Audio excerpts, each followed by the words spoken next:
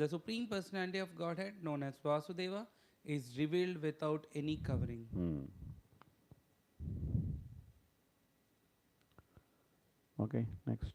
Therefore, you should not see your father, although he is the giver of your body, because he and his followers are envious of me. Because of his envy, O most worshipable one, he has insulted me with cruel words, although I am innocent. Okay. So he also gave his reasoning that why he did not stand up. Because she could ask, what is a big deal? My father is crazy. He expects you to stand up. You could have just stood up and the whole issue would have got solved. You didn't stand up. Now it became such a big issue that you didn't stand up. So he cursed you, and your people cursed his people, and his people cursed your people. All the mess started simply because you didn't stand up. So then the Lord also addressed that issue, that why he did not stand up. He said that he was completely absorbed in Krishna consciousness. So therefore, it is not his fault that he did not stand up. And he said that he gave his decision because she was asking his permission to go, and he gave his decision that you should not go. Then he also said that what will happen if she goes. Okay. If, in spite of this instruction, you decide to go, neglecting my words, the future will not be good for you. You are the most respectable, and when you are insulted by your relative, this insult will immediately be equal to death. So he forewarned her, saying that if you go, you have to die. There is no other option. The only option is that if you go, you have to die. So he already told her that this is what is going to happen. Okay. So we were discussing that this section where Lord Shiva speaks to his wife is a very good lesson on how to counsel people who are disturbed. Okay. So if we actually see the sequence which Lord Shiva follows in speaking to his wife, then we can get some good lessons on counseling. So we'll try to list them so that it is good for us to understand.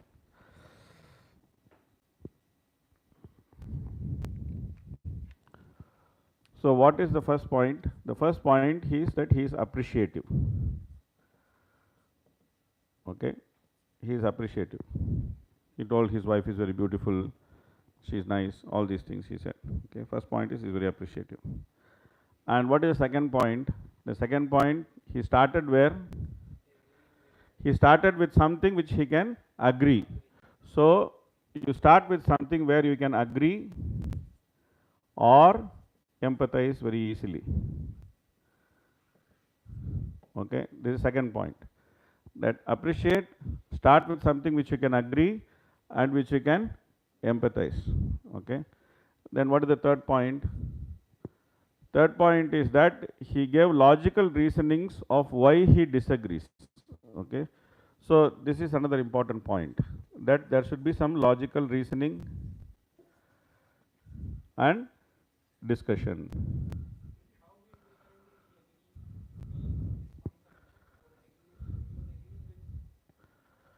Yeah, he said no. First point he said is that only I agree that you can go to your father's house or your guru's house without invitation.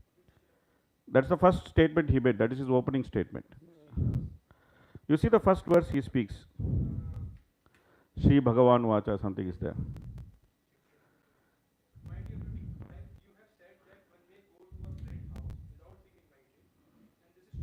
Yeah, he agreed with her. This is true. He did not say, oh, this is nonsense. He said, this is true. You have spoken something which is sensible. Then later he gives a set of reasoning or argument that why it is not very good. Okay. So then logical reasoning and discussion, maybe quoting Shastra, this is the next step which he follows. Then also, while this discussion, he continuously shows appreciation. It's not that one time he told my beautiful wife. It's not that only one time he said. Even in between also he says, oh, white complexioned one, oh this, oh that. He keeps saying to her like that. Okay. So that appreciation, that continuous appreciation, it gives a sense of security and belonging. Okay. So this is continuous appreciation. Okay. Then what is the fifth point? The fifth point is that you have to address the elephant in the room. You know this phrase? Do you know this phrase? Okay, it's an English phrase. It's called elephant in the room. Means that you have to address the main issue. The main issue, that is sometimes is called the elephant in the room, because people talk everything else but they don't address the main issue. The main issue is why he did not stand up. That is the main issue. Okay. He addressed that main issue. He addressed the elephant in the room. That's the elephant in the room. Like suppose this is the room and there's an elephant standing in this room. If you don't acknowledge the elephant is standing in this room and then you start talking about everything else, this is not very intelligent, right? Because the most prominent thing in this room is the elephant. So this is such a small room. One elephant comes inside the room, then what happens? That becomes the most prominent thing in the room. It's going to occupy a lot of space. It's going to do so much of disaster. It will kick the chair. It will do so many things. So the most prominent issue in the mind of that person is going to cause lot of disturbance to him, just like the elephant in the room. So that has to be addressed. If you don't address that prominent issue with which he is disturbed, and if you speak everything else around it, and then if you just try to pack him off, the issue is not going to solve. Okay. So he addressed the elephant in the room. Then he also addressed the motive. That is the unspoken motive.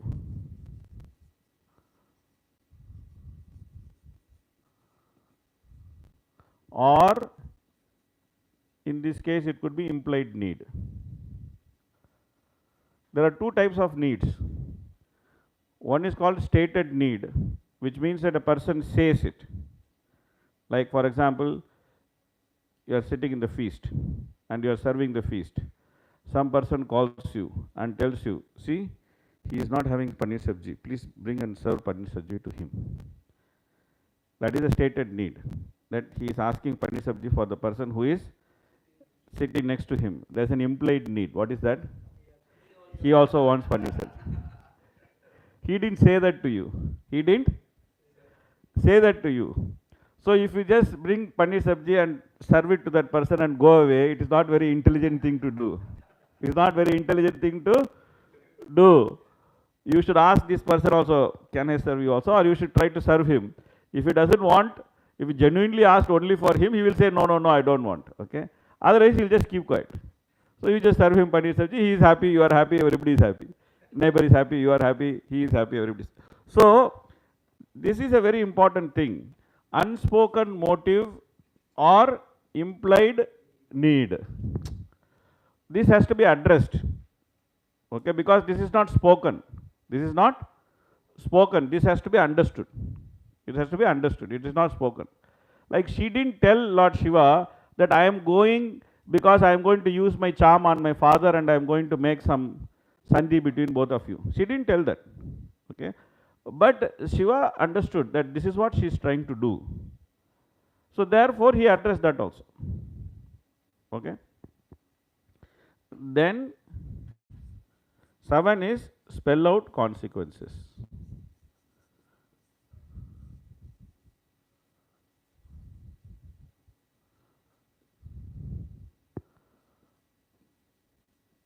Good and bad. Okay. Then 8, close with appreciation.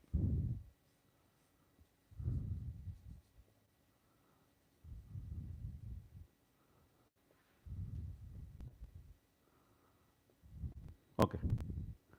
So we can find all these elements in Lord Shiva's conversation with Sati. Okay.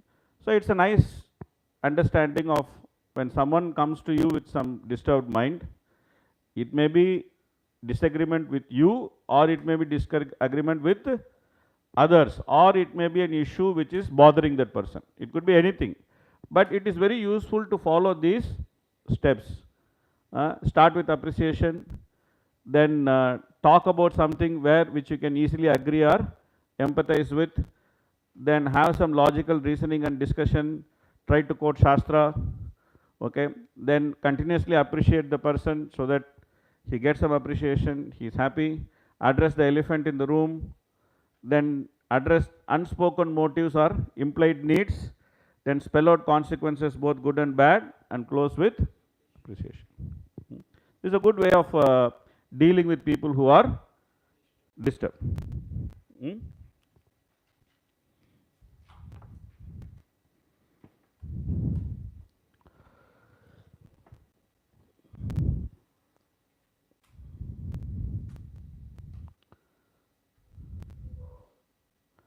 Okay, so we'll go back to the purports and we'll read some purports.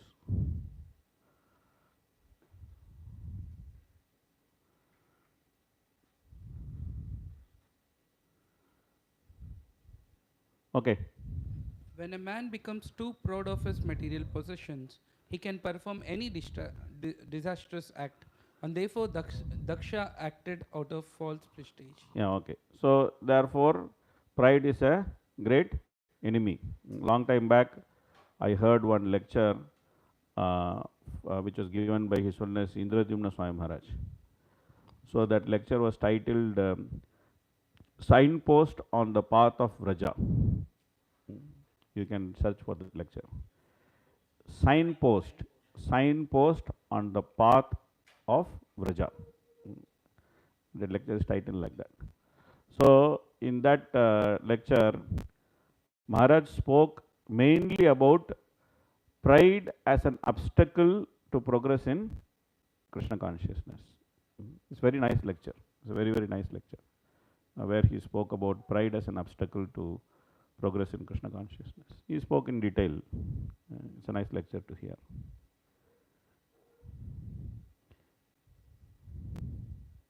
Okay, please read.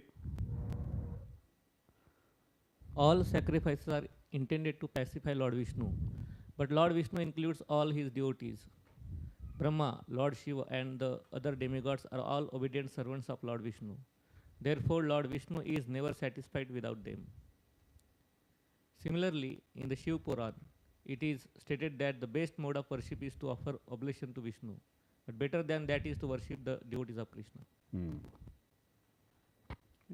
Aradhanam sarvesham Vishnu aradhanam param tasmat parataram devi tadhyanam samarchanam. Okay. In Okay. any auspicious ceremony, such as a marriage ceremony, sacrificial ceremony, or puja ceremony, it is auspicious for married women to decorate themselves very nicely with ornaments, fine clothing, and cosmetics. These are auspicious signs. Okay. Each woman was accompanied by her husband.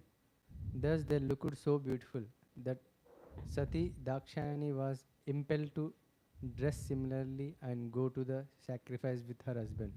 That is the natural inclination of a woman. So therefore she spoke her heart. Okay.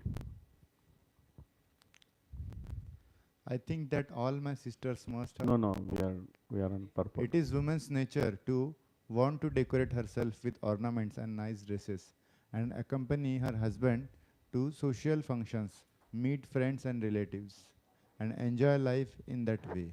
This propensity is not unusual, for women is the basic principle of material enjoyment. Therefore, in Sanskrit, the word for women is Stri, which means one who expands the field of material enjoyment. So when my son was studying in Gurukul, he was studying in Gurukul for 8.5, 9 years in Mayapur. Whenever he used to come home, he used to come with one potli. You know this potli? In chadar, they make one thing. So he used to hang that potli on his shoulder, and then he will come home. and if you open the potli, you will find one more set of dress, and if it is winter, you will find two winter chadars inside that, and then you will find one big bowl to drink milk or to eat something, one big bowl, and then it will find two bag, one suchi kit, one muchi kit. This much only will be there. So he came like that. He was studying in Gurukul for 8 years. So every time he comes home, he'll come home like that only.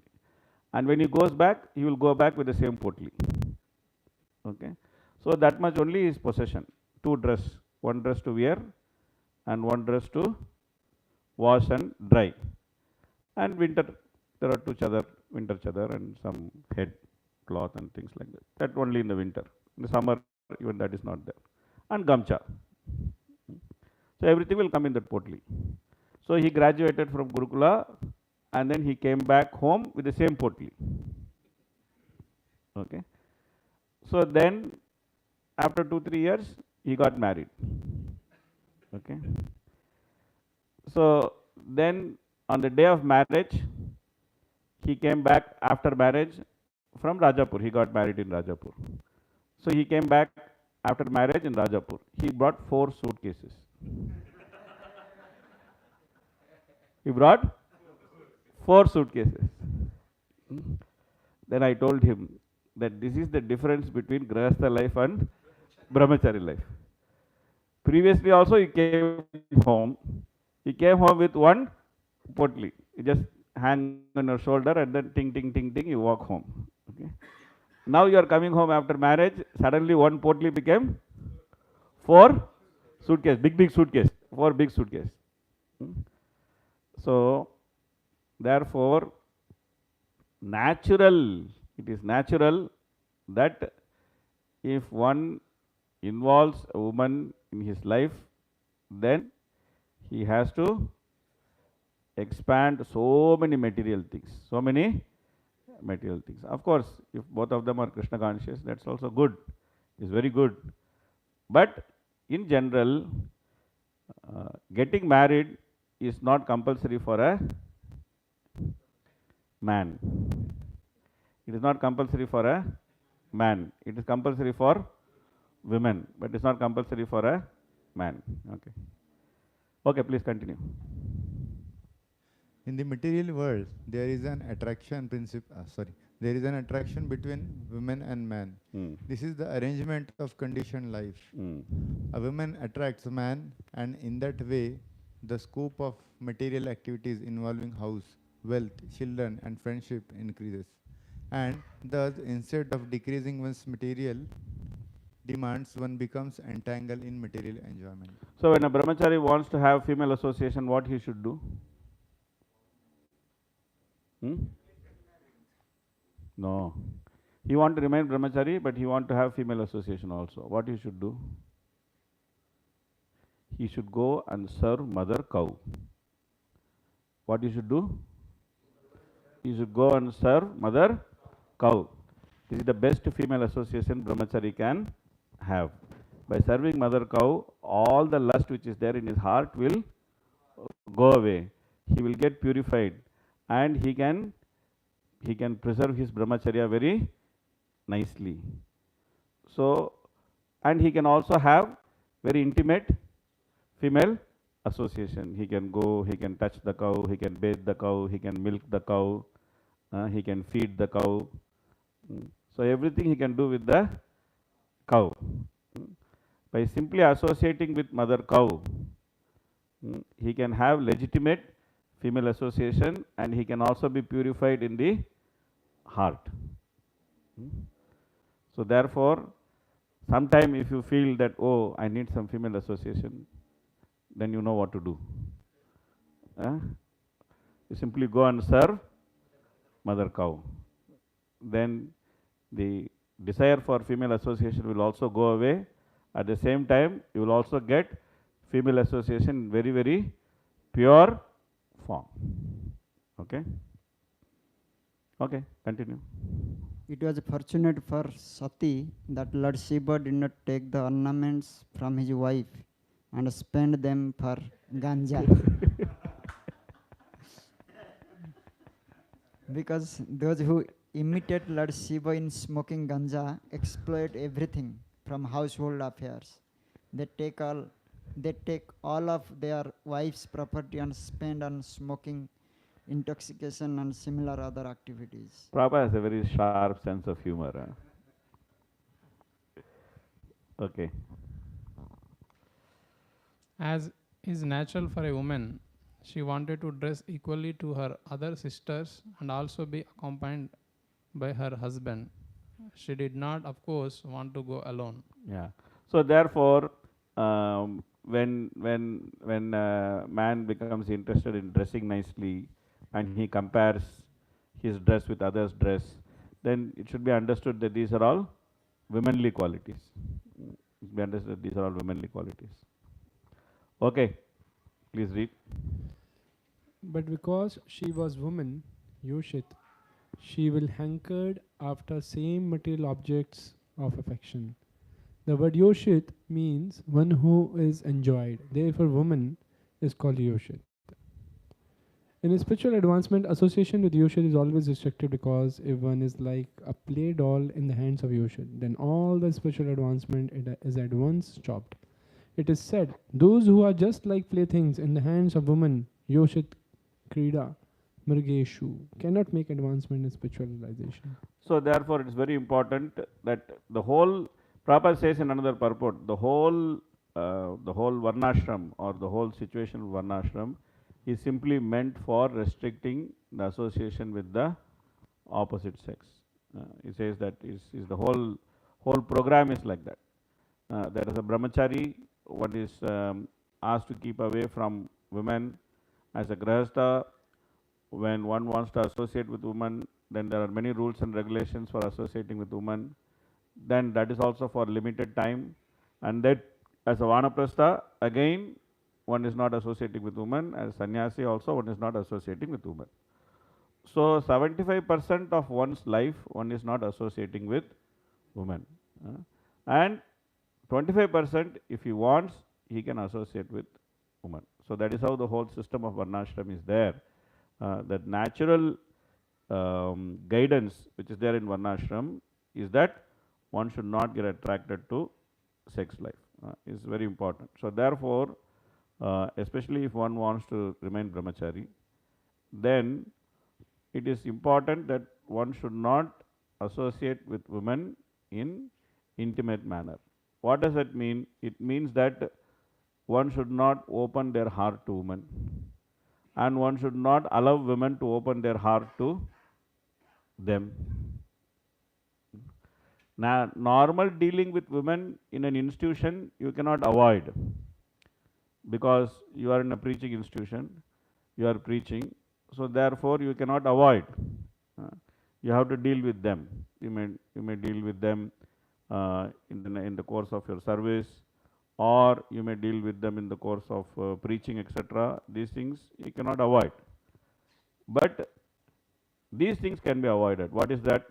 Opening one's heart to a woman, or letting one woman open their heart to us. These things can be very easily avoided. If a woman is in distress, then they should be directed to some other woman who can help them. We should always remember, an intelligent man and an emotional woman is a very dangerous combination. What is that? Intelligent man and an emotional woman is a very dangerous combination. And this combination has created a lot of accidents in ISKCON. So therefore, we should be very, very careful. The nature of an emotional woman is to seek shelter. The nature of an intelligent man is to provide shelter. And when these two things come together, this can cause disaster. This can cause disaster. And this is not only true for brahmacharis, it is true for grahasthas also. It's not that it is not true for grahasthas. We do a lot of grahastha counseling, me and my wife. But we have a good system. I speak to the husband, my wife speaks to the wife. We strictly follow this system.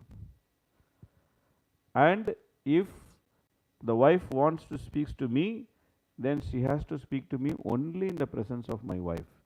She cannot speak alone to me. And if the husband wants to speak to my wife, he can only speak in the presence of myself. He cannot speak alone to my wife. We follow the system very nicely. It's not just is only for brahmacharis. Grahasthas have some free pass to go and speak to anybody. It's not like that. Of course, interaction in Grahastha life with women is more likely, but in all times one should remain very careful. Whether it is brahmachari, grahastha, vanaprastha, sannyasi, doesn't matter. Doesn't matter. The basic rules of engagement should never be broken. Should never be broken.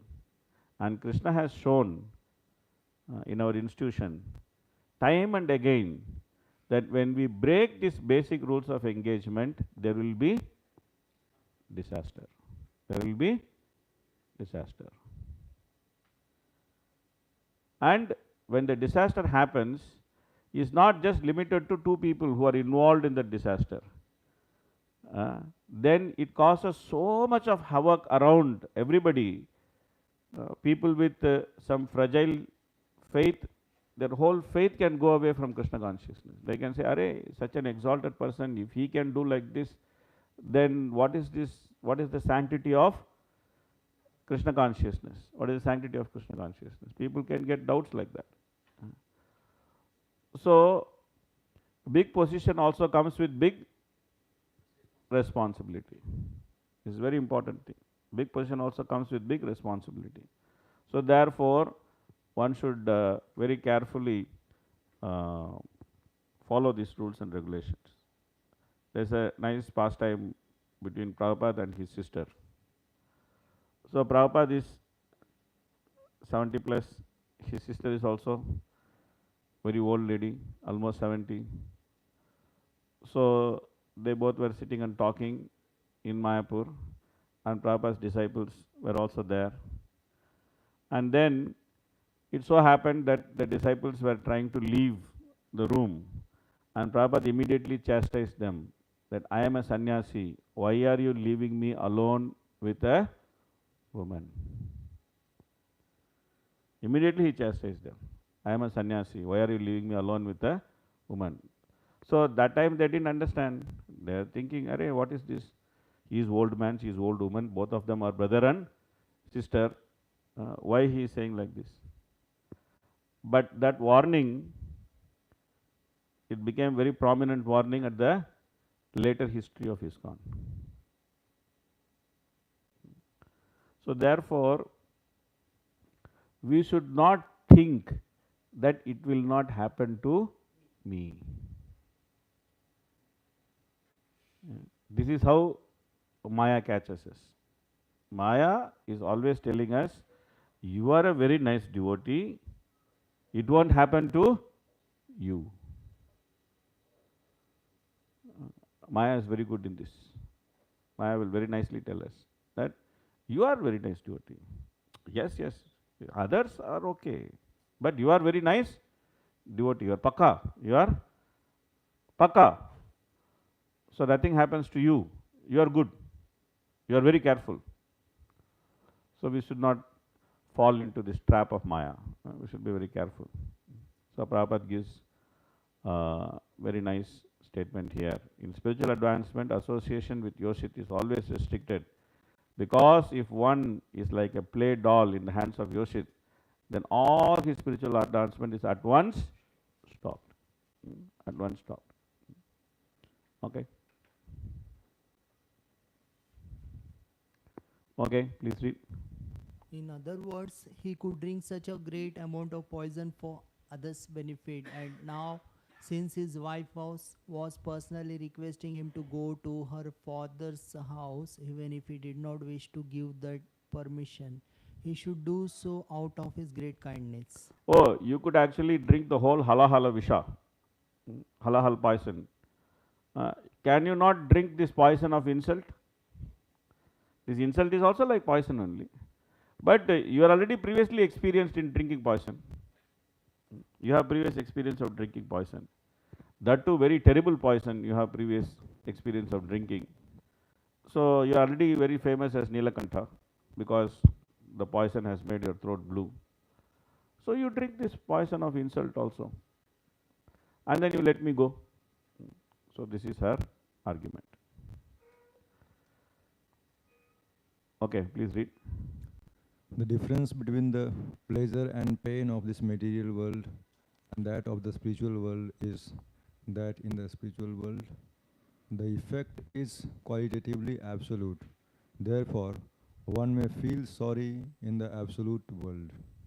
But the manifestation of so-called pain is always full of bliss. For instance, once Lord Krishna in his childhood was chastised by his mother Yashoda, and Lord Krishna cried. But although he shed tears from his eyes, this is not to be considered a reaction of the mode of ignorance, for the incident was full of transcendental pleasure. When Krishna was playing in so many ways, sometimes it appeared that he caused distress to the gopis, but actually such dealings were full of transcendental bliss. This is the difference between the material and a spiritual world. Continue. The spiritual world, where everything is pure, is pervertedly reflected in this material world. Since everything in the spiritual world is absolute, in the spiritual varieties of appearance, pleasure, and pain, there is no perception other than eternal bliss. Whereas in the material world, because everything is contaminated by the modes of material nature, there are feelings of pleasure and pain. Therefore, because Lord Shiva, although a fully self-realized person, was in charge of the material mode of ignorance, he felt sorrow. Yeah.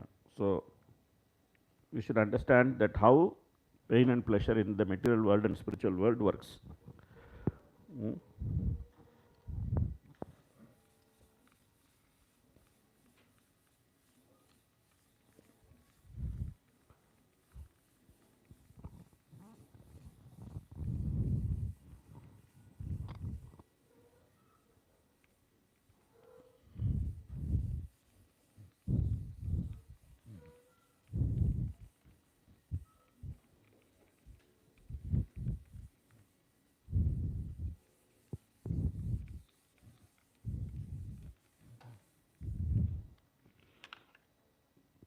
So in the material world, pain gives pain. Pleasure gives pain.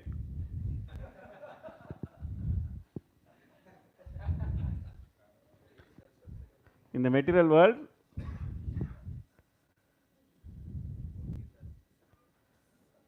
pain gives pain and pleasure gives pain. This is explained by Bhaktisiddhanta Saraswati Thakur in Nectar of Instruction. He says, Avirodha Priti and Virodha Yukta Krodha. Avirodha Priti and Virodha Yukta Krodha. Avirodha Priti means what? Unrestricted attachment. Virodha Yukta Krodha means what? Anger which comes out of frustration. In the material world, when you experience pleasure, you are experiencing for a moment pleasure.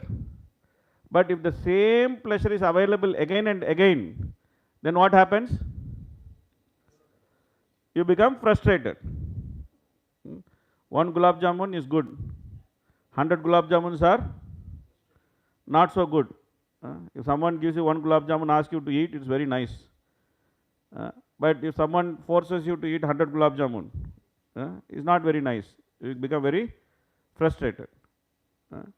Or if you eat one gulab jamun and it is finished, you become very frustrated. And if every day they keep giving you gulab jamun, you become very frustrated. So therefore, in the material world, pain gives pain and pleasure gives pain. This is the nature of material world, pain and pleasure. Now in the spiritual world,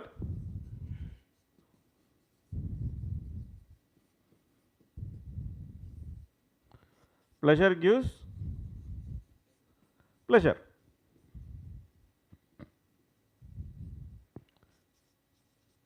Pain gives more pleasure.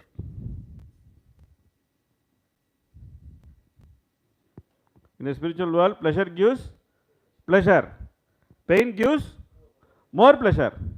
That is why in the spiritual world, the entire Gaudiya Vaishnava philosophy is running behind pain. It is not running behind pleasure. Why? Because pain gives more pleasure. So this is the nature of spiritual world. The material world, pain gives pain, pleasure gives pain. In the spiritual world, pleasure gives pleasure, pain gives more pleasure. So therefore, we should not be alluded by the pleasure of the material world.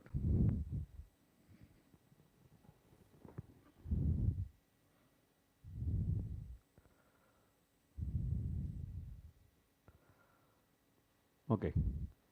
So now I have some notes. Let's see these notes. What does it say? Okay. This is a useless note. The answer is that Yeah. when the qualities of good education, good parentage, beauty, and sufficient wealth are misplaced in a person who is puffed up by all these possessions, they produce a bad result.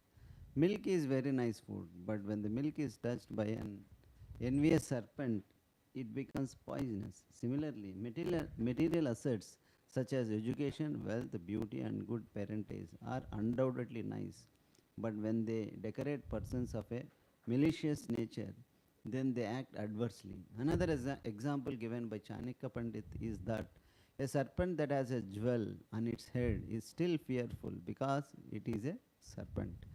A serpent by nature is envious of other living entities, even though they be faultless. When a serpent bites another creature, it is not necessarily because the other creature is at fault. It is the habit of the serpent to bite innocent creatures. Similarly, only the snakes in Mayapur are exception to this. They generally don't bite. If you don't disturb them, they don't bite you. All animals in Mayapur are very peaceful. And dogs are very peaceful. Jackals are very peaceful. Generally, animals in Mayapur are quite peaceful because they are all devotees. And they are all devotees who are in Mahaprabhu's mood, not in Vrindavan mood. Vrindavan, the animals are mischievous. But Mayapur animals are very peaceful. Even snakes are very peaceful. If you don't disturb them, they won't disturb you. But generally, snakes are considered envious. They can come and bite you even without disturbing them. So therefore, in Shastra it is said that you can kill a snake. There is nothing wrong. In Mayapur, generally we don't kill snakes. We just catch them and leave them in the forest if they come inside the house. Yeah, okay. similarly, although Daksha was qualified by many material assets, because he was proud of his possessions and because he was envious, all those qualities were polluted. It is therefore sometimes detrimental for a person advancing in spiritual consciousness or Krishna consciousness to possess such material assets. Kunti Devi, while praying prayers to Krishna, addressed him as Akinchana Gochara, one who is easily approached by those who are bereft of all material acquisitions. Material exhaustion is an advantage for advancement in Krishna consciousness. Although if one is conscious of his eternal relationship with the Supreme Personality Godhead, one can utilize one's material assets such as a great learning and beauty and exalted ancestry for the service of the Lord. Then such assets become glorious. In other words, unless one is a Krishna conscious, all his material possessions are zero. But when this zero is by the side of the Supreme One, it at once increases in value to 10. Unless situated by the side of the Supreme One, zero is always zero. One may add 100 zeros, but the values will still remain zero. Unless one's material assets are used in Krishna consciousness, they may play havoc and degrade the possessor. Yeah. So it's a very nice purport where Prabhupada actually explains that we should not get attracted too much to material assets. Janmeshwar Yashutta Shribir Yadamana Madapuman Naivarhat abhidhatumbai tvam akinchana gocharam. So in that verse purport, Prabhupada says that these things are disturbance to feelingly chant the holy name of Krishna. That we should have some feeling while chanting the holy name of Krishna. Says these things become a disturbance when we have this. So therefore, Kuntimanani says that the Lord is Akinchana Gocharam. So who is an Akinchana?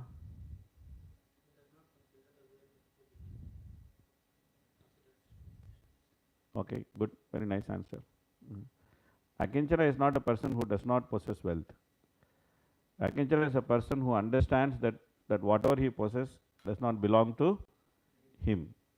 That is the definition of a Akinchana. Prabhupada gave one lecture, very funny lecture. In that lecture, Prabhupada said that if a person considers all the wealth in the Bank of America as his own, that means he is a thief. He is a thief. But if he says, I am renouncing all the wealth in the Bank of America, that means he is a madman. He is a madman because he cannot renounce the wealth in Bank of America because it doesn't belong to him. So one who says that I am renouncing is a madman. One who says that I am enjoying is a thief. So an Akinchana is neither a madman nor a thief. He understands that everything belongs to Krishna. That is the definition of a person who is Akinchana. So if we become very proud of our own abilities, then that means we are not Akinchana. We are not Akinchana. We think, oh, I have this ability, I have that ability. Because Krishna says in Bhagavad Gita that, what does he say? I am the ability in men. Praursham Rishu. He says, I am the ability in men. So therefore, whatever ability we may have, we should clearly understand that ability is simply manifestation of Krishna's opulence. And if we don't understand that, and if we become simply proud of our ability, then we are not Akinchana, which means that we cannot call out to the Lord's name feelingly. Okay, please read. However low a person may be, he is never unkind to his children, wife, and nearest kin. Even a tiger is kind to its cub, for within the animal kingdom, the cubs are treated very nicely, since Sati was the daughter of Daksha, however cruel and contaminated he might be, naturally it is expected that he would receive her very nicely. Continue. Tigers are very kind to their cubs, but it is also known that sometimes they eat them. Malicious person should not be trusted because they are always unsteady. Okay.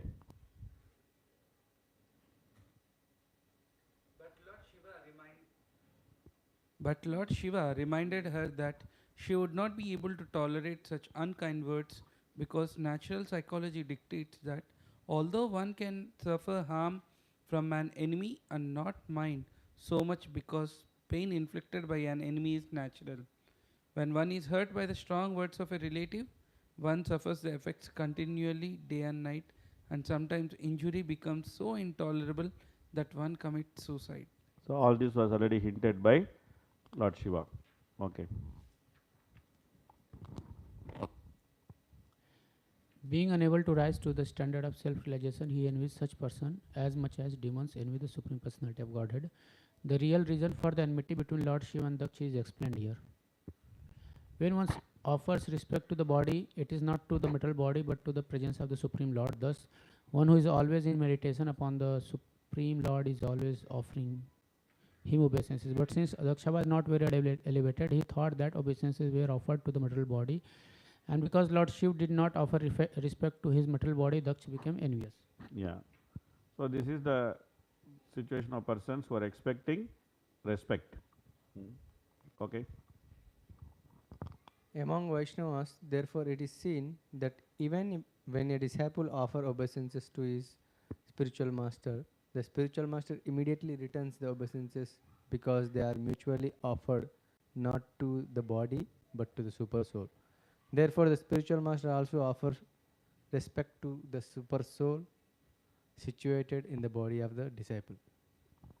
Since Lord Shiva had already offered respect to the supersoul in Krishna consciousness, offering respect to Daksha, who identified with his body, was already performed. There was no need to offer respects to his body, for that is not directed by any Vedic injunction. So this is his explanation that why he did not offer respect. Okay, please read.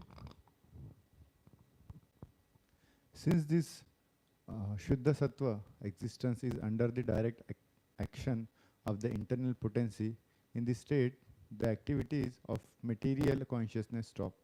For example, when iron is put into a fire, it becomes warm, and when red hot, although it is iron, it acts like fire.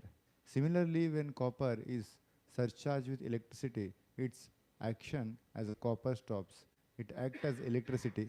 Bhagavad Gita 14.26 also confirm that anyone who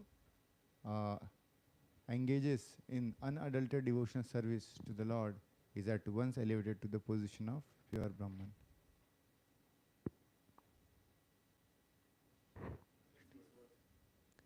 This verse explains that the pure state is called Vasudeva because in that state Vasudev, the Supreme Personality of Godhead, is revealed without any covering. Supreme Personality of Godhead, as a matter of duty, without reason and without being impelled by material condition, that is called Shuddha Sattva or Vasudeva, because in that stage the Supreme Person Krishna is revealed in the heart of the devotee. He explained that Ashottara Shat 108 is added to the name of the spiritual master to indicate one who is situated in Shuddha Sattva or in the transcendental states of Vasudeva. When one is free from the contamination of material nature and is situated in pure Krishna consciousness or in the Vasudeva state, Vasudeva, the Supreme Person, is revealed. The action of the internal potency is also described in this verse as apavata, free from any covering.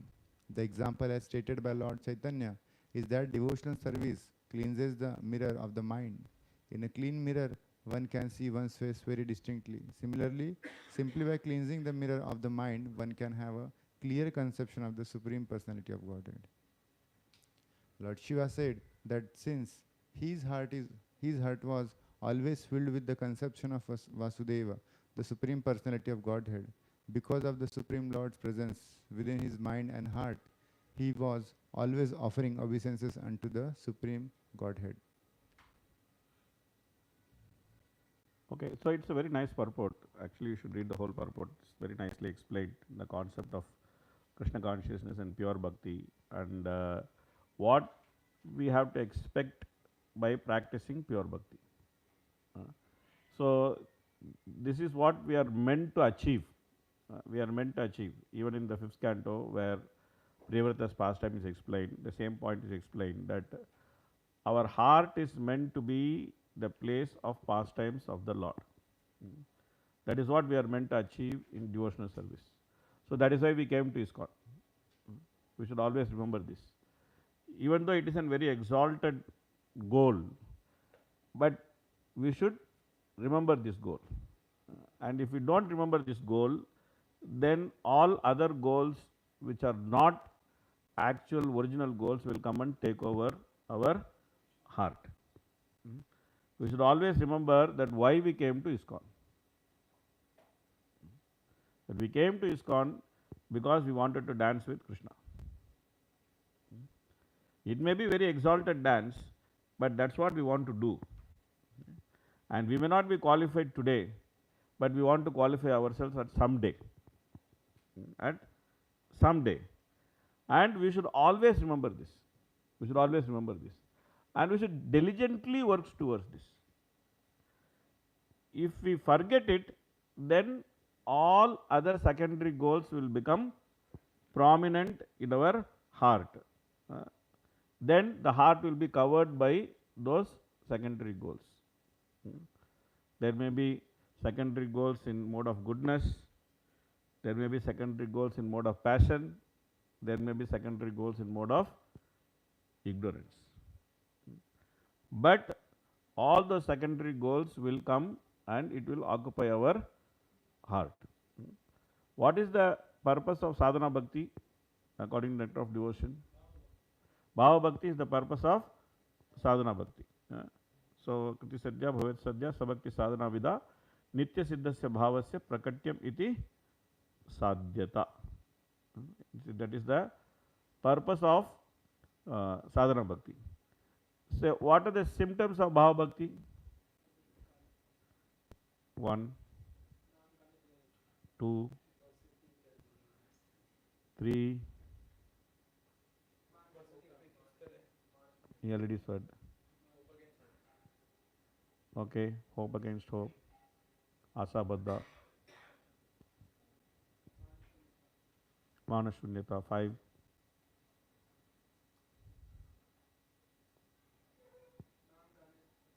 He told.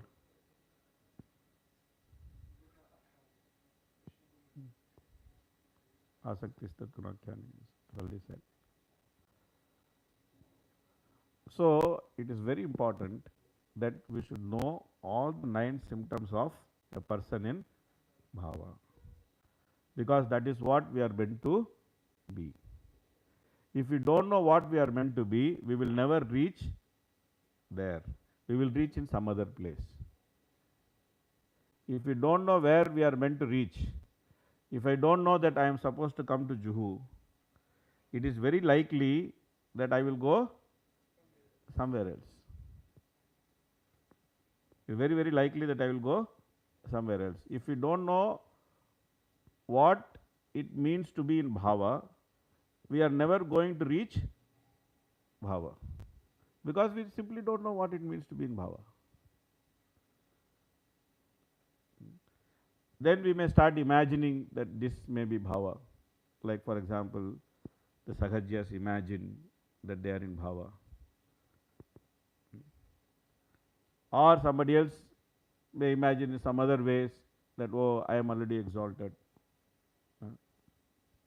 So, therefore, these are all very essential things. These are all very essential things to remember, to memorize, to always have in front of us.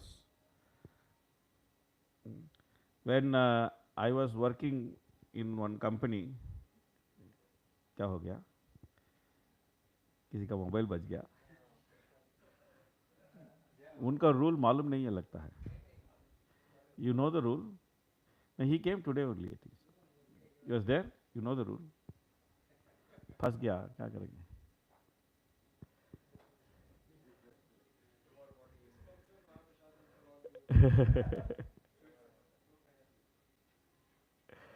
Anyway, so what I was saying is that if we don't know what we are meant to become, we will automatically become something.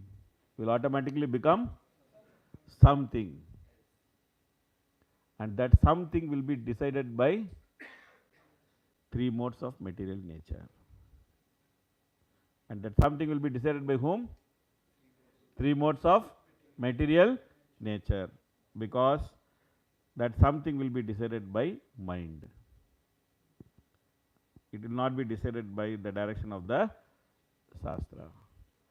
So, therefore, it is very important for us to know these 9 symptoms of a person in bhava. Very important. We should very clearly know what are the 9 symptoms of a person in bhava. So, please, I gave you one homework before. Nobody came and told whether they did the homework or not.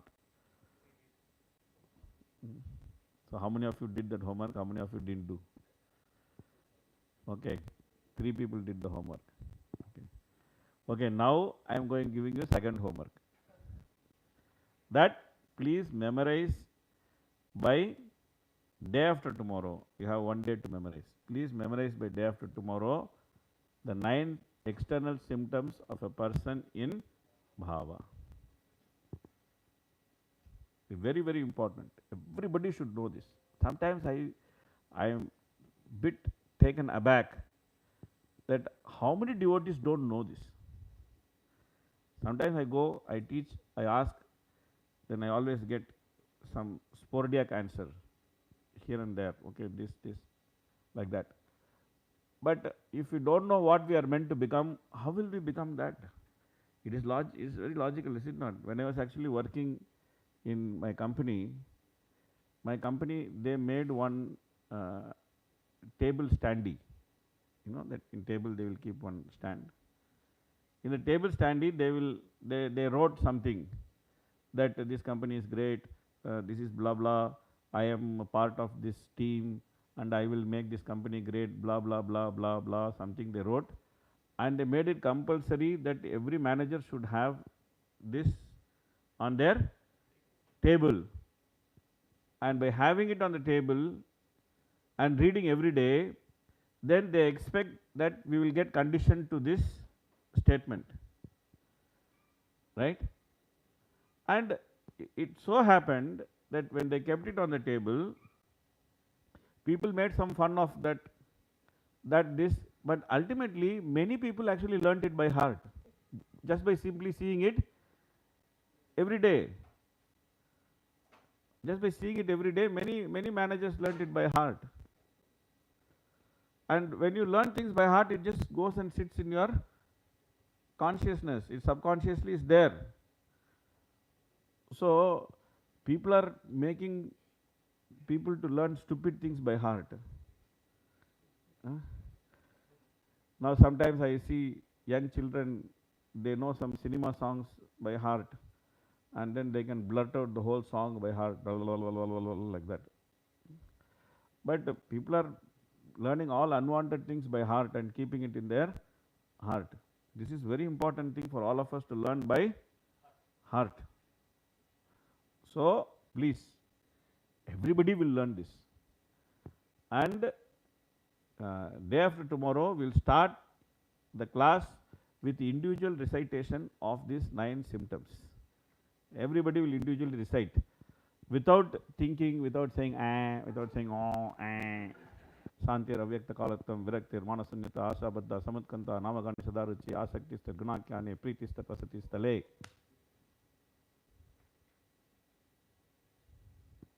Tak tak tak tak tak, you should recite like bullet train. Because very important to know that what you want to become. If you don't know what you want to become, you will become something else, and that will be decided by the 3 modes of material nature, and that's very dangerous. By giving all our life to ISKCON, by giving up everything which we could have done in this wonderful city of Mumbai or wherever we are, and coming and sitting here, doing so many things, living brahmachari life. Big sacrifice, is it not?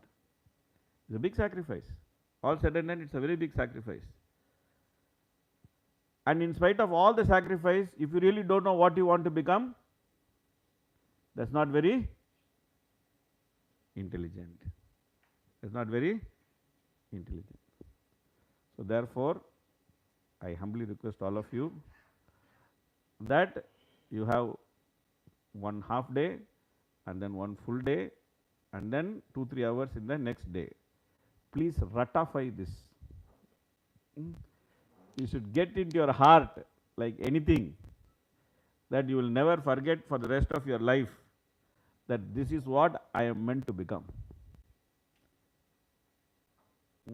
Then you can start working on those qualities one by one. You can make some gap analysis. You know what is gap analysis, no? Gap analysis is an analysis to see what you are meant to achieve and where you are. Normally in corporates they use it, that I am meant to sell 10,000 pieces of this product. I am today selling 2,000 pieces of this product. So how will I go from 2,000 to 10,000? This is called gap analysis.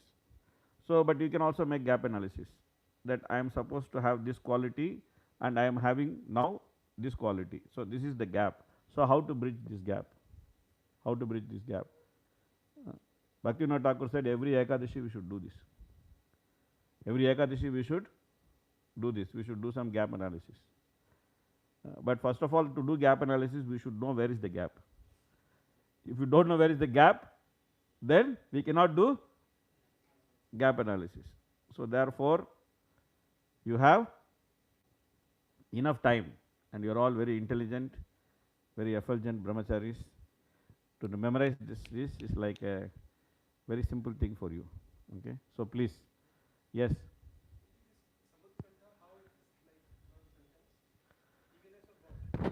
Eagerness to actually see the Lord. Kantha, suppose you want to see something, you are unable to see. So many people are crowding. What you will do? You will stretch your neck to just somehow get a glance of it, right? So that is exactly Samutkanta. That you are stretching your limit to get a glimpse of what you want to see.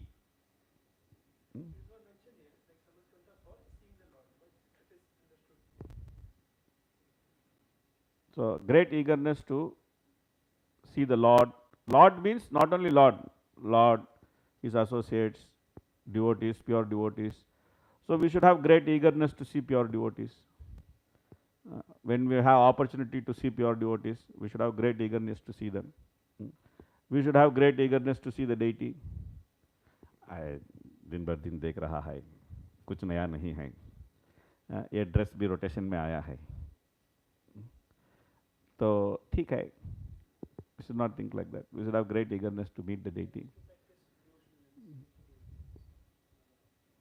Yes, Samutkantha. Okay, good.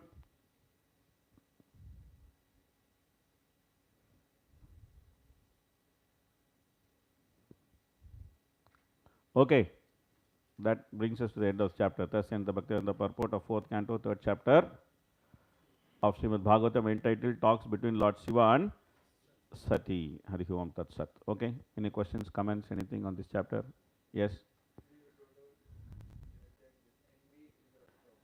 Yeah, that's the demand. Solution. Solution is that one should give up envy. That is the solution. So, how to give up envy? That's a discussion that we should have a whole class discussion on this. How to give up envy? How to give up envy?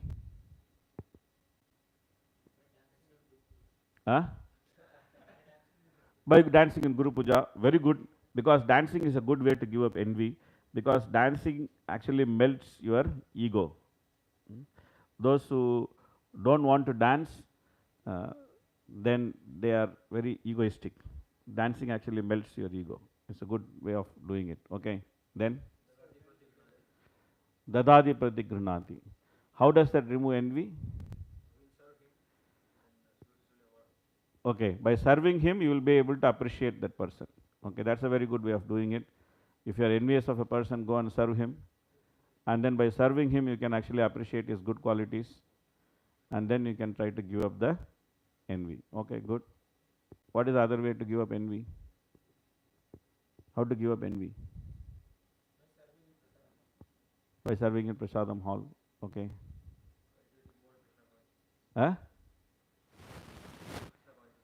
This is very intangible statement. I don't like intangible statements. By cultivating more Krishna consciousness. Nobody can make out whether you cultivated more Krishna consciousness or not. It's very intangible. Like, I chant more. It's a very intangible statement. How can anybody make out whether you are chanting more or less? Nobody can make out. So, if someone says, I will chant one round more, it's more tangible statement. You can make out yourself whether you chanted one round more or not. Yeah, but when you express something, see, when you want to express action statements, when you want to express action statements, it should be more tangible. Okay, like in the material world, we have a concept, and what is that? They say accountable, measurable, all these things they say. Smart. Mm. So sometimes they say smarter or smart. So many things they say. Okay. The idea is that you should be able to see whether you are doing that or not. You can be accountable to yourself and you can be accountable to others also. So that's the way we should always make action statements. Even when we write, sometimes we write personal application essays, right? In Bhakti Vaibhav, Bhakti Shastri, Bhakti Vaibhav, you write personal application essays, right? So sometimes people write with first person plural. We should do like this. We should do like that. Like that, they will say. Is no point writing we. Who is we? We means the whole mass of devotees who are there. Where is your personal accountability? You should say, you should write always in first person singular. I will do like this. I will do like that. Also, we should write something which we can measure. Like I will chant more. There is no use. I will chant more early in the morning. This sentence has very little value. If you say I will chant one round before 3 o'clock, 3:30 or 4 o'clock, 4:30, this is a tangible sentence because you know that whether you chanted one round more, you chanted at that before the time or not is easy to measure. So therefore, it is always good to make action statements in a tangible manner. Okay. Okay. How to give up envy? Reading Bhagavatam is a common answer for everything. You can do everything. You can give up envy and you can get Krishna Prema. Everything you can do by reading Bhagavatam. It's true also, but yes. Yeah. Huh? Appreciating others, the person whom you are envious of. There are some specific pastimes in Bhagavatam which you can read actually to give up envy. Like Daksha's pastime is one of them. You can actually read Daksha's pastime to give up envy because you can actually see what envy will make you, what kind of havoc envy can cause. So Daksha's pastime is a good pastime to give up envy. Prithu Maharaj's pastime is a good pastime to give up envy. Bali Maharaj's pastime is a good pastime to read to give up envy. Dhritarashtra's pastime is a very good pastime to give up envy. These are pastimes which can actually give you good understanding of positive and negative effect of having envy and giving up envy. So these are all some good pastimes in Bhagavatam which we can use to give up envy. Okay. How else we can give up envy? Accepting criticism. What is accepting? It's a good point, but can you define what accepting criticism means?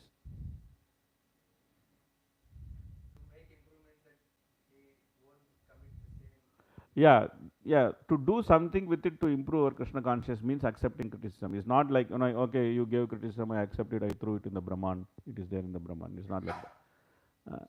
That's not accepting criticism. Accepting criticism means that you utilize it to do some tangible action to improve your Krishna consciousness, irrespective of the motive with which the criticism was thrown against you. There may be good motive, it may be bad motive. So when you do that, then what happens that because you have advanced in Krishna consciousness, you start seeing that person as your friend. You are no longer envious of him because you actually took some advantage from what he offered to you. So that's a very good way of giving up envy. Nam Sankirtan.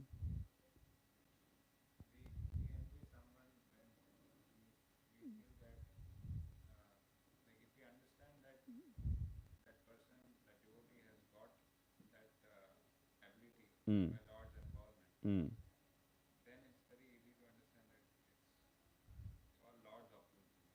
Mm. Okay, good. We can understand that the Lord wants him to have whatever ability he has, and it is good. That's a good way of trying to understand it. Okay. How else we can give up envy?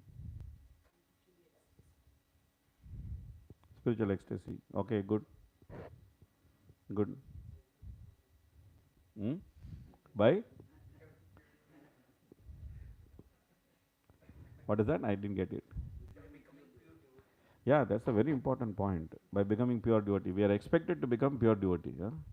We are expected to become pure devotee in this lifetime.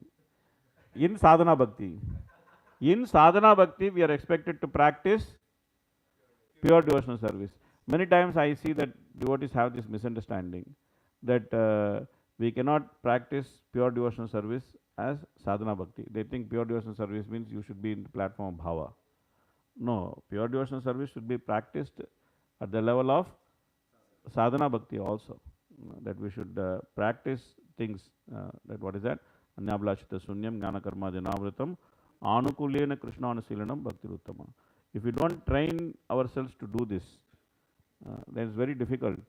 That we should actually offer whatever we do to Krishna, and we should request him to be pleased with it. We may be doing whatever we are doing. It may be simple thing we may be doing, but we should have the habit of offering it to Krishna and requesting Krishna that this is what I have done. You please be pleased with it. I have done it for your pleasure. You accept it. You be pleased with it. Otherwise, whole bhakti will become impersonal. Whole bhakti will become impersonal. You just keep doing like you are doing something else. You may have a job outside. You do so many things. Same way you have a job inside. You are doing so many things. It will become like that. Sometimes people complain that bhakti has become very mechanical. Sometimes people complain this. Bhakti has become very mechanical. Why bhakti becomes mechanical? Because they don't offer what they do to Krishna and request Krishna to be pleased with it. It's a very simple thing. It's a very simple thing. That I am doing something for your pleasure, you take it and you be pleased with it. We should offer it to Krishna.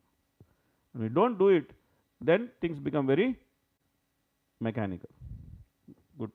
It's an important point that we should try to consciously practice the principles of pure devotional service. When we do that, then we can give up envy, we can give up all bad qualities which is there in our heart. It's a very important and very practical point. We should be conscious of these things, that I should not have any sinful desire. Anyabhlashita sunyam is not proper for me to have any sinful desire. It may come. It's not that it will not come. It may come because mind is mind, and mind's job is to make sure that we never leave this material world. That's what mind is meant for. So it will do its job. It will give many type of desires, but we should be conscious that what desire we take ownership, and what desire we give it to back to mind. You only keep it. I don't want it. So what we are going to do, we should be careful. So for that, these are all very useful. Anyabhlashita sunyam, jnana karma dhanavritam, anukulyena krishna anuseelanam. These are all very useful. Okay, so we got some nice discussion on how to give up envy.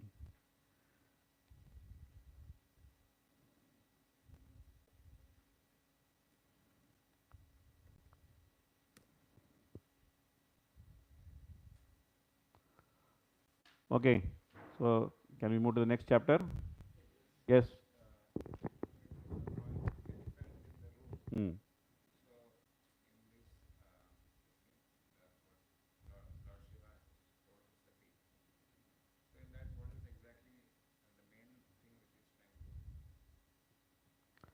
So the elephant in the room is that why he did not stand up. That is the elephant in the room for Sati. From her point of view, that is the elephant in the room. Yeah, but that is why that is the elephant in the room.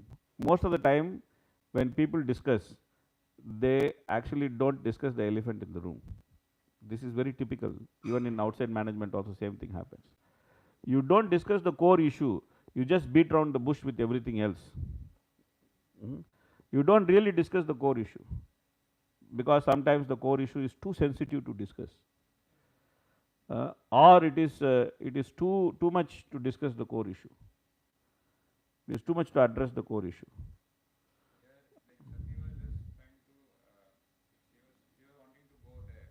Yeah.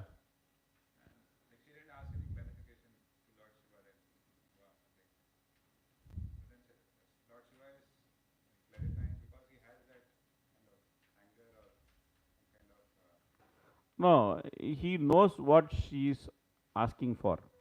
See, um, yeah, I mean, if a man gets married to a woman and if he lives for sufficient time with her, then he can know very clearly that there is a big difference between what she is saying and what she is asking.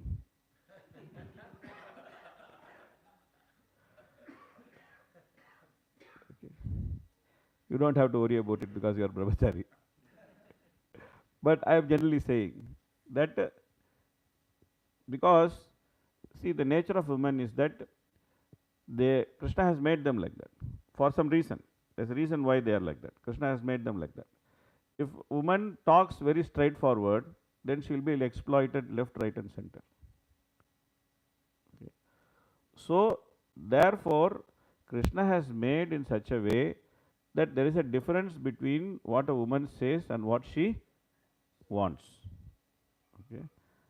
And a man has to really become very close to her to understand the difference between what she says and what she wants. Okay. Then she is in safe hands because that man is actually very close to her and she can deal with him also in a very intimate manner. Okay. So there is a difference between what Sati is saying and what she wants. So Shiva, being her husband and being very intelligent, he understands that she is saying something but she wants something else also. So therefore he gave her answer for everything. So that's why I said there are stated needs and there are implied needs. So he answered both his stated need and implied need, and that's the biggest thing which is bugging her. What is that? See, you are a great man. You don't worry about honor and insult. Okay, my father is crazy. Okay, he worries about honor and insult. But you are a great personality. You don't worry about honor and insult. What is the big deal if you just stand up? It doesn't make any difference for you if you stand up or sit down. It's not that you are trying to show off by sitting down, saying that I am bigger than Daksha. And it is true also. He was not trying to show off by sitting, I am bigger than you, Daksha, Mr. I may be your son-in-law, but I am bigger than you. That is not Shiva's intention also. And she also knows that's not Shiva's intention. So therefore, she is just wondering that why you just did not do this simple act of standing up and then just everything would have been got solved. There's so much of, mess just because you didn't stand up. So then Lord Shiva thought he owes an explanation to her. So therefore, he gave her a full explanation of why he did not stand up. So that's why that's the elephant in the room for Sati. But there is something which is elephant in the room for Shiva. What is that? If she goes, she will die. That's the elephant in the room for him. It's very obvious to him. But that's not so obvious to her. So therefore, he is concluding there. Therefore, he is putting his emphasis there. That I am telling you not to go. And in spite of my telling, if you go, you are going to die.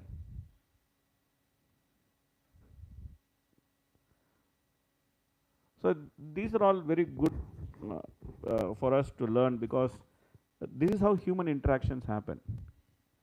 Like everybody has their own concern, and those concerns your concerns may not be same as somebody else's concern. So it's a duty of a leader not to be narrow-minded, to think that my problem is everybody's problem. He should also be open-minded. He should understand that somebody else may have something else as a problem. And that may not be so much significant for you, but it is very significant for him.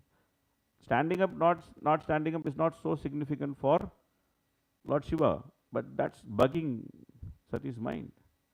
So therefore, he actually gave her an explanation that why he did not stand up. He said that it's not that I didn't want to stand up, it's just that I was not in a position to stand up, because I didn't even notice that your father came. I am so absorbed in my Krishna consciousness, I was internally seeing the Lord, that I didn't even notice that your father came. So therefore I did not stand up. And that is it, that is not even wrong, because if one is absorbed in Krishna consciousness and if one is paying obeisance to Krishna within his mind, then the obeisance is already paid.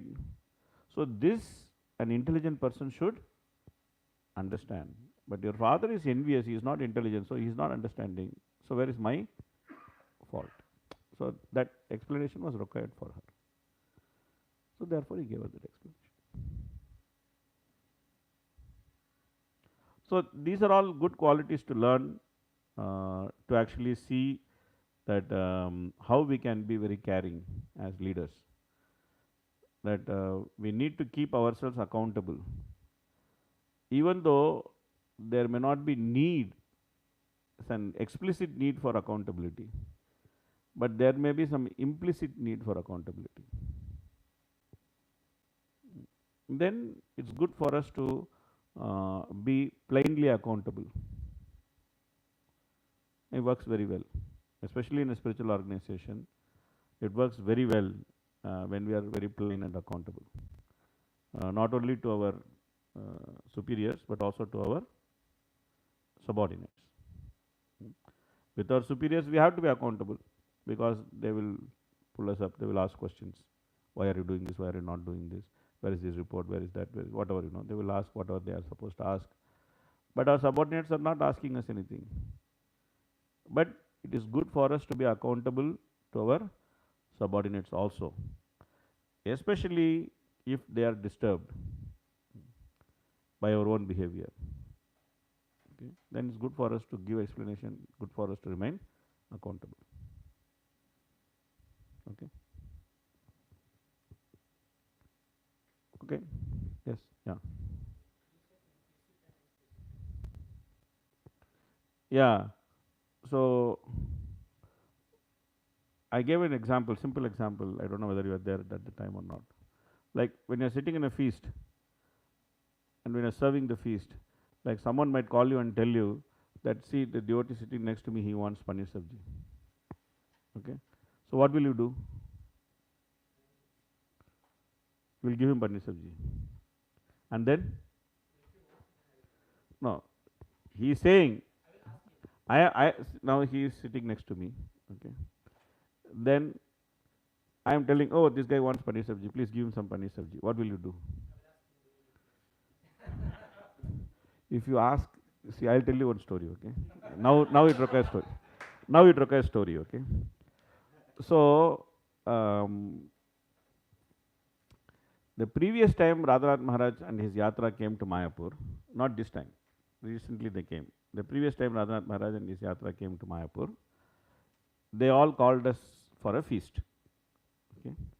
We went and then we had feast. This time also we had feast, but I am going to relate what happened the previous time. Okay. So they called us for a feast. It is like a Dadadi Pradignati kind of thing. We call all their leaders for feast. They call us for feast. We go and eat feast. They come and eat feast, like that. So they called us for feast. We went and had feast. Then we invited them back for feast, and then we invited Radhanath Maharaj also for feast. Okay. So then there is a place called near below Gada Bhavan. There is a place called Radha Rasamrita. So there in that hall, all of them were sitting, and we were all there. Radhanath Maharaj was also there. So we were all serving.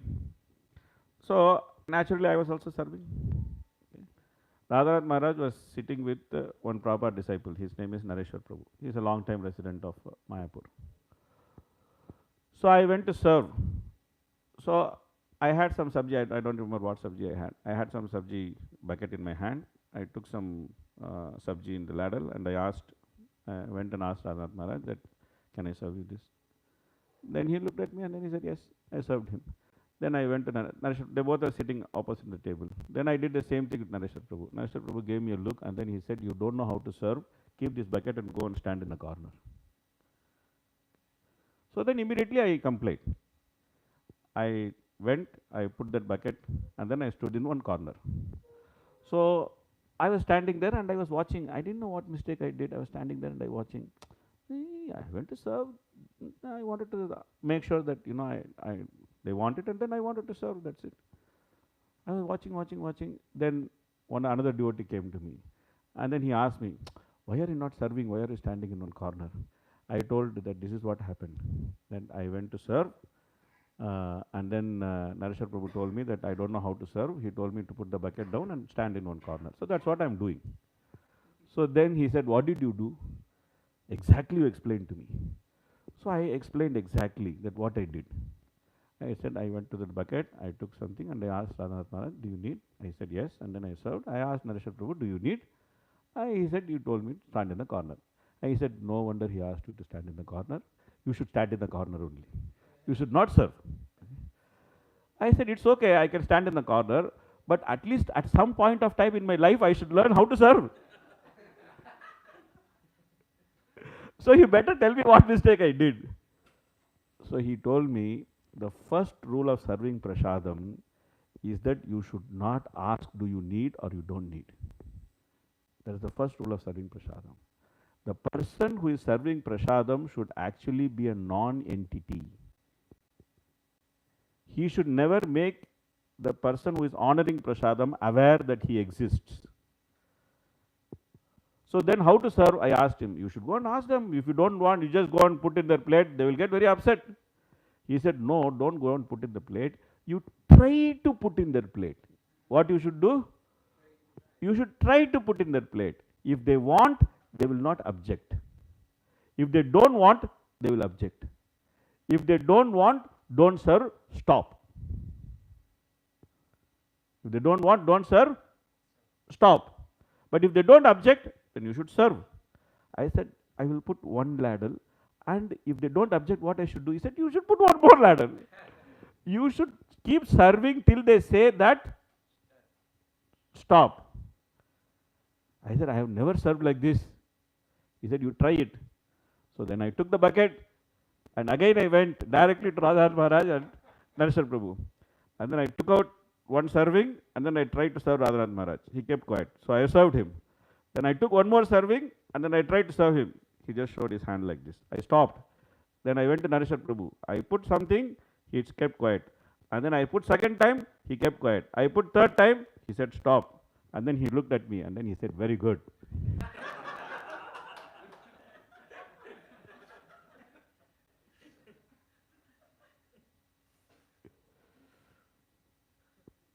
So the etiquette of serving is that when you serve someone, you should never ask, do you need? That is the first etiquette of serving. Okay. So if someone is sitting there and you're telling this guy needs pani sabji, serve him, you should just go and try to serve him. If he doesn't need, he will say, I don't know, I don't want. Okay. Then what you should do? Then you should ask the fellow who told that he needs pani sabji, because actually the fellow who told he needs pani sabji. He cannot say that I need pani sabji, so therefore he told that the fellow who is sitting next, he needs pani sabji. You understand? This is called implied need. You should not come, tong, tong, tong, serve him and then say, hey, I served him, and then go back.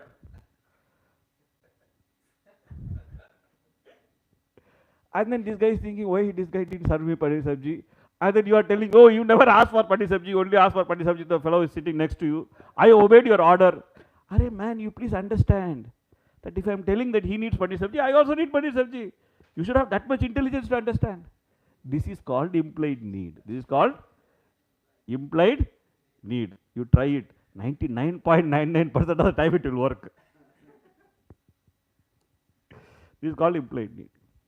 I gave very light example, but there may be very strong examples of implied need. So therefore, it is the duty of the leader to actually understand not only the stated needs, but also implied needs. Yeah.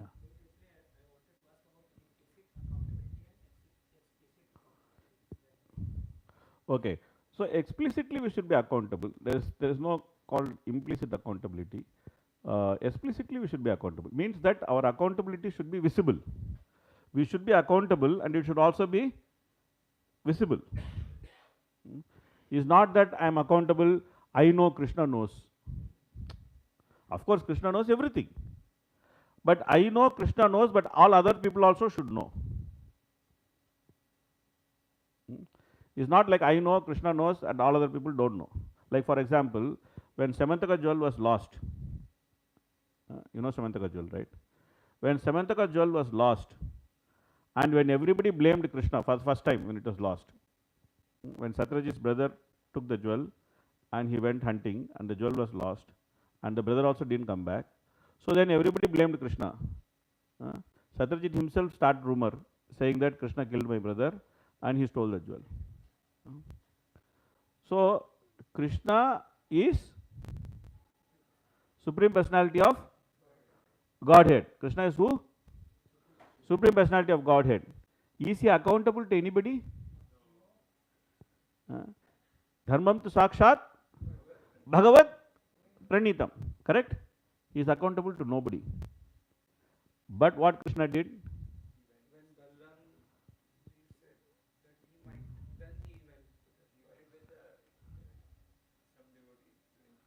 You know who are those some devotees? Those some devotees are the ones who are accusing Krishna that Krishna actually took the jewel. Krishna took the followers of Satyajit along with him, and then he went to find the jewel. And then he came back with the jewel, and then he showed to everybody, see, this is the jewel, I didn't steal it, this is what has happened, these people are witness for it, and then he gave back the jewel to Satyajit. If Krishna can be accountable, फिर हम लोग किस खेत का मूली है?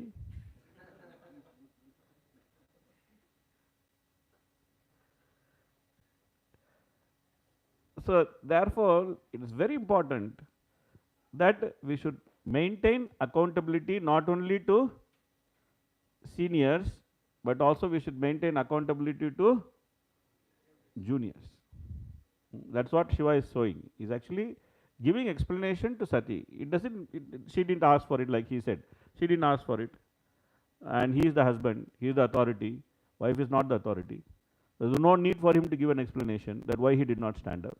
But still he gives an explanation to Sati because that's actually bothering her. So he maintained accountability by explaining properly that why he did not stand up.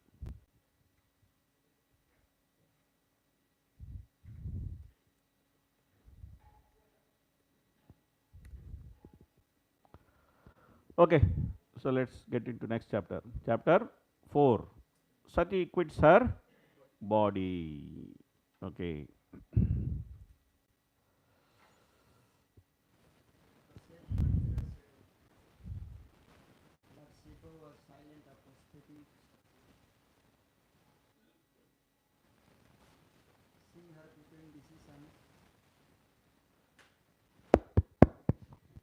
The sage Maitra said, ये Lord काम करता है क्या technology है? The sage Maitra said, Lord Shiva was silent after speaking to Sati, seeing her between decisions. Sati was very much anxious to see her relatives at her father's house. But at the same time, she was afraid of Lord Shiva's warning. Her mind unsettled, she moved in and out of the room as a swing moves this way and that.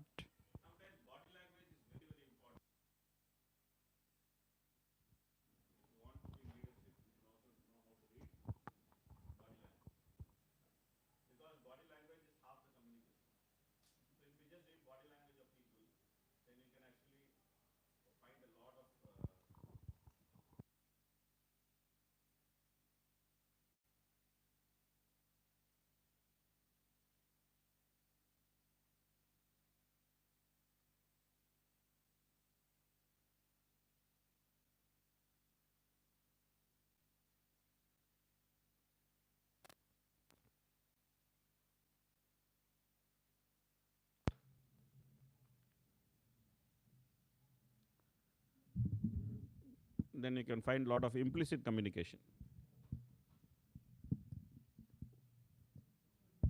Is working? Okay. Okay. Please read.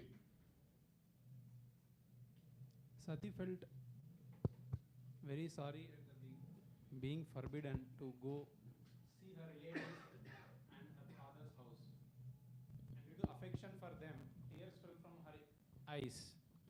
Shaking, very much afflicted, she looked at her uncommon husband, Lord Shiva, as if she was going to blast him with her vision. She was very angry. Okay. Thereafter, Sati left her husband, Lord Shiva, who had given her half his body due to affection. Breathing very heavily, Because of anger and bewilderment, she went to the house of her father, and this less intelligent act was due to her being a weak woman. Okay.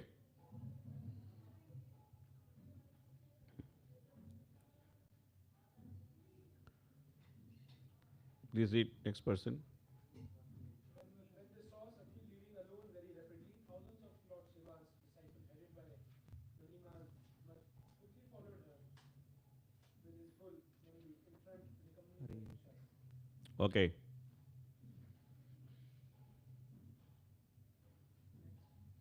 The disciples of Lord Shiva arranged for Sati to be seated on the back of a bull and gave her the bird which was her pet. They bore a lotus flower, a mirror, and all such paraphernalia from her enjoyment and covered her with a wave canopy.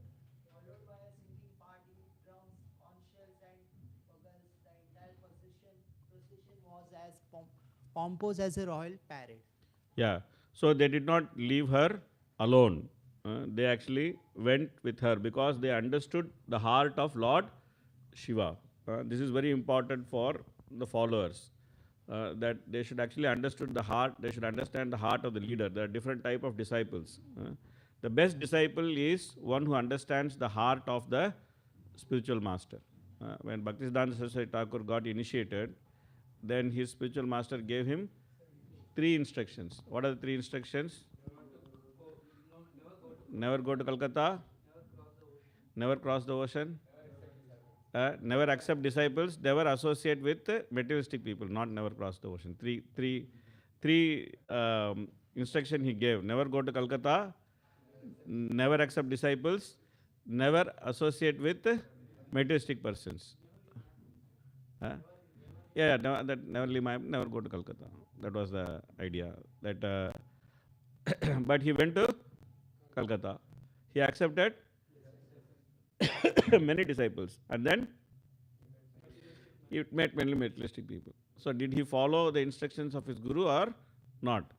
Bhaktisiddhanta Saraswati Thakur said, I perfectly followed the instructions of my spiritual master. Same way, Bhaktisiddhanta Saraswati Thakur told our Prabhupada to go and preach in the West. He never told our Prabhupada to come and preach in India. But Prabhupada came and preached in India. And then Prabhupada also said that I perfectly followed the instruction of my spiritual master. So, first class disciple actually understands the heart of the spiritual master. Even though that such heart may not be revealed by explicit words. In Bhagavatam it is said, Vetatam Saumya Tat Sarvam Tatvatas Tat Anugrahat Bruyus Nigdasya Shishyasya Guravo Guhyam Api Uta. When the Saunakadi Rishis are glorifying Sutta Goswami, that time they speak this verse. They say that everything is known to you because you are Saumya. That's first qualification they gave. So then the second qualification they gave is that you are Snigdha. So is Saumya and Snigdha. Saumya means well behaved. Snigdha means most acceptable to the spiritual master. So therefore the spiritual master has revealed everything to you. They said. So this way, even though Lord Shiva did not order his followers to follow Sati, they naturally followed him because they understood the heart of Lord Shiva. Okay. Yes. So these very followers earlier they caused and found first. Correct. Yes. In same line, I would like to ask Mm. like our own Uncle Goswami. Mm. Mm.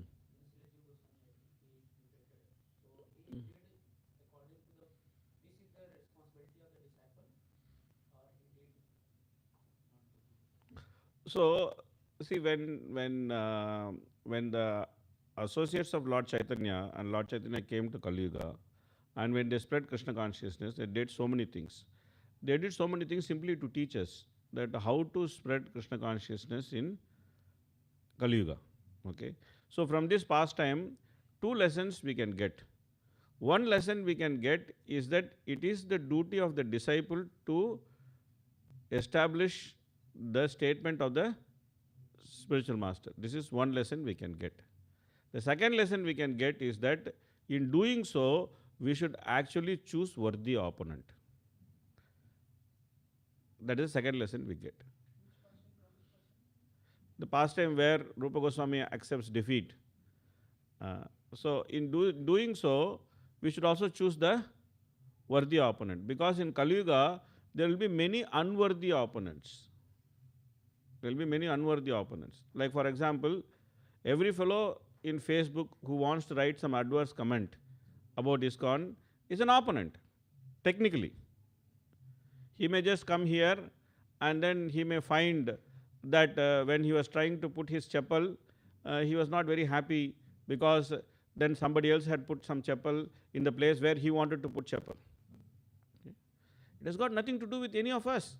But he may say, oh, ISKCON is a very bad place. They don't even have place to put chapel properly. He may go and write in the Facebook. Nowadays it's very common that people, when they don't like something, immediately they want to put in the Facebook or Twitter or Instagram or whatever it is. Immediately they want to react in this instant reaction world.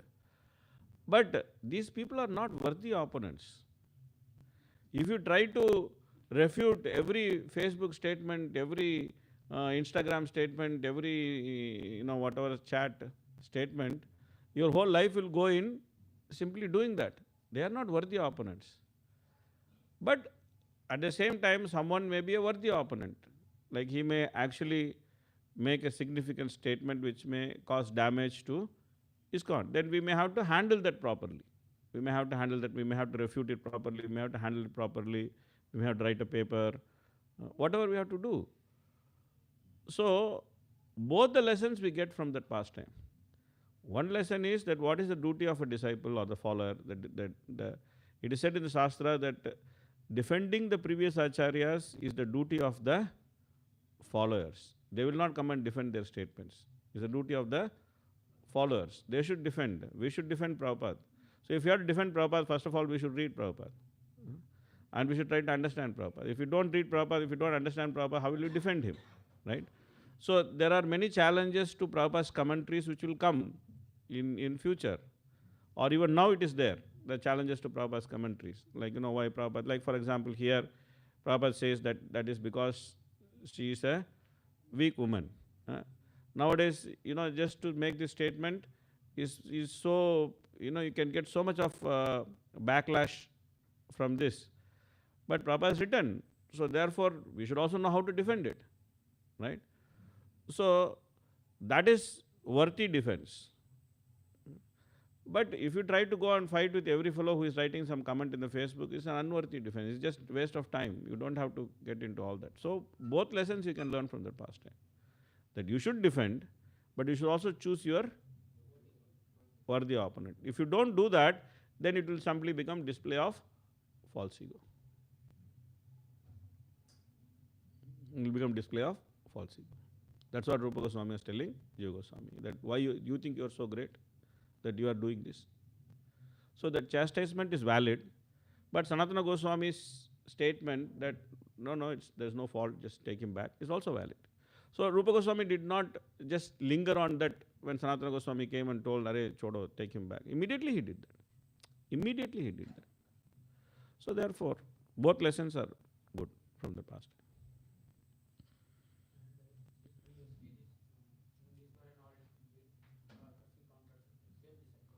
Yeah. Yes, correct. So this is also another thing. Sometimes we can be very good, sometimes we can be very bad also. So we should not think that all the time we are good. Sometimes we could also make mistakes. Sometimes we could be very good. Sometimes we could be very bad also. So we should not become judgmental about devotees just with one experience with them. Then we should not put them in some silo. अरे ये आदमी मुझे मालूम है, ये ऐसा ही है. We tend to do that. We tend to become very quickly judgmental about devotees because we have one good experience with them or we have one bad experience with them. Good experience is fine. Okay, you think that he is a nice devotee. But bad experience, we should not just try to think, okay, ये तो ऐसा ही है, ये तो खराब ही है. We should not try to think like that. We should understand that there may be different circumstances why he was like that. That day probably he was grumpy for some reason. Maybe he was sick or maybe he missed the breakfast or whatever. There could be 100 reasons why he was grumpy on that day. But that doesn't mean that he is eternally some grumpy fellow. We should not think like that. So we should understand that everyone is sadhaka and they are going through their ups and downs, and sometimes they have good days, sometimes they may have a bad day also. So overall they are not bad, but that day they got carried away. Okay. When Sati with her followers reached the arena, because all the people assembled were afraid of Daksha, none of them received her well. No one welcomed her but her mother and sisters, who, with tears in their eyes, with glad faces, welcomed her and talked with her very pleasingly. Yeah, okay.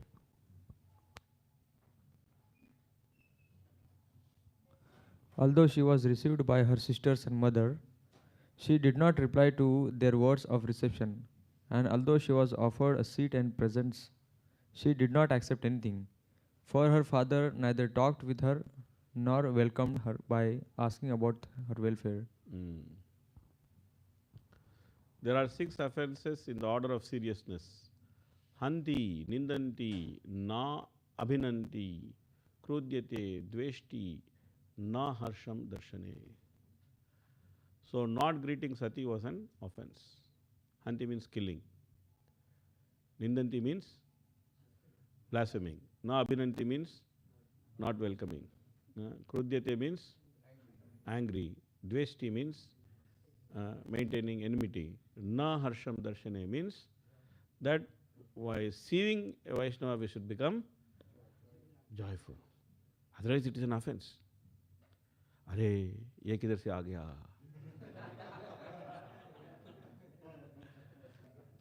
It becomes offense. Becomes offense.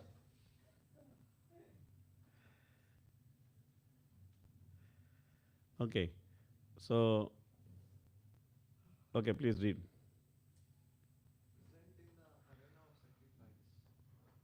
Sati saw that there were no oblations for her husband, Lord Shiva. Next, she realized that not only had her father failed to invite Lord Shiva, but when he saw Lord Shiva's exalted wife, Daksha did not receive her either.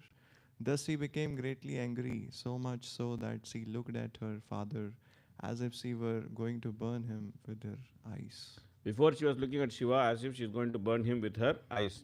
Now she is looking at her father as if she is going to burn him with her eyes. Finally she is going to burn herself.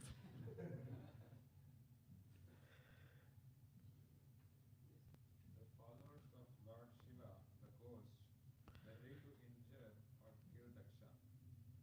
But Sati stopped them by her order. She was very angry and sorrowful, and in that mood she began to condemn the process of sacrificial spiritual activities and persons who are very proud of such unnecessary and troublesome sacrifice. She especially condemned her father, speaking against him in the presence of all. Okay. Now Sati is going to speak. And she is going to speak very strongly. The blessed goddess said, Lord Shiva is the most beloved of all living entities. He has no rival. No one is very dear to him, and no one is his enemy. No one but you would be envious of such a universal being who is free from all enmity. So he said that he is so great that you can be the only person who can actually be his enemy.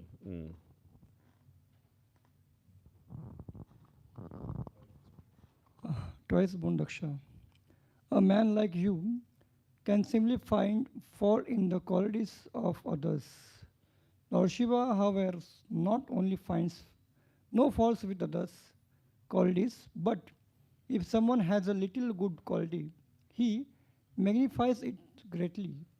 Unfortunately, you have found fault with such a great soul. So she is saying that you actually accused my husband of keeping unworthy company. And he said he's always with ghost, he's always with all these kind of people. That you accuse my husband of keeping unworthy company, but my husband is so great that even with such people he can find good quality. And he can give his association to them. But you are so fallen that even with such a great personality you can find fault.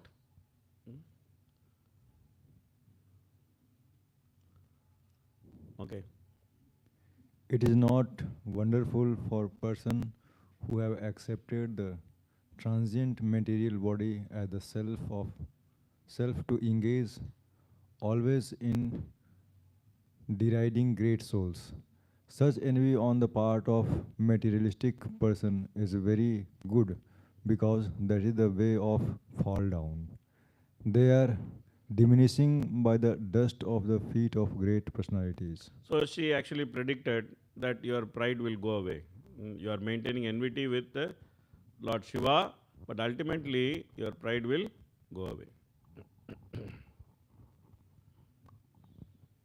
Sati continued, My dear father, you are committing the greatest offense by envying Lord Shiva, whose very name, consisting of two syllables, Shi and Va, purifies one of all sinful activities.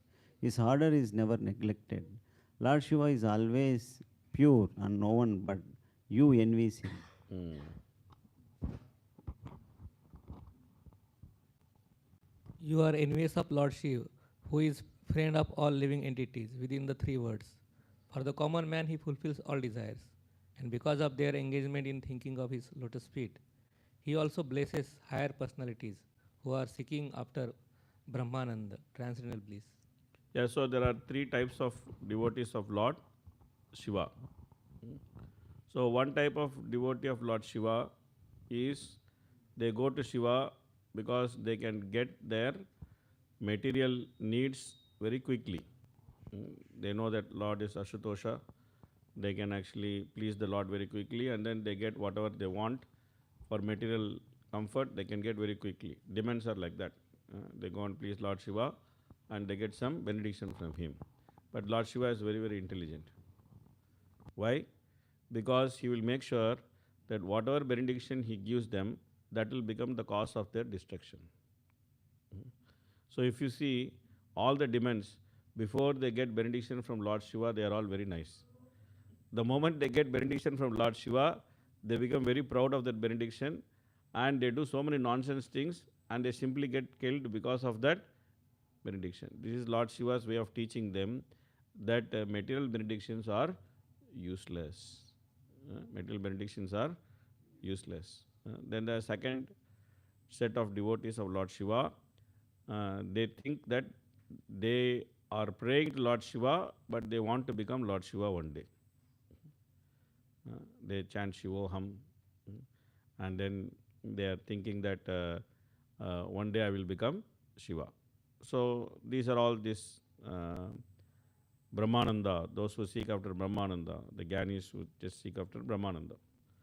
So for them, Lord Shiva, he gives them the feeling that they are liberated, but he sends them back to the material world because they don't have respect for Lord Vishnu's lotus feet. So they said Anadrita Ushmatangrayaha. He says Vimukta Maninas. Vimukta Maninas. They consider themselves to be liberated, but they are actually not liberated. Therefore, they have to come back to this material world, or they have to keep rotating in the birth, old age, death, and disease. Now, there is a third category of people who actually go to Lord Shiva innocent. They are innocent. Either they innocently think that Lord Shiva is supreme, or they go to Lord Shiva innocently seeking the supreme truth. So Lord Shiva, what he does? He sends them to ISKCON. Okay, go to ISKCON. Go chant Hare Krishna. So you'll find many devotees in ISKCON who are previously devotees of Lord Shiva. And you ask them that how did you come to ISKCON? They will all say one thing. What is that? They will say, Lord Shiva sent us to ISKCON. Lord Shiva sent us to ISKCON. He is also a Sampradaya Acharya. He teaches them Vaishnavism. So, three type of devotees of Lord Shiva. Okay. Do you think that greater, more respectable personalities than you, such as Lord Brahma, do not know this inauspicious person who goes under the name of Lord Shiva? He associates with the demons in the crematorium. His locks of hair are scattered all over his body, and he is garlanded with human skulls and smeared with ashes from the crematorium.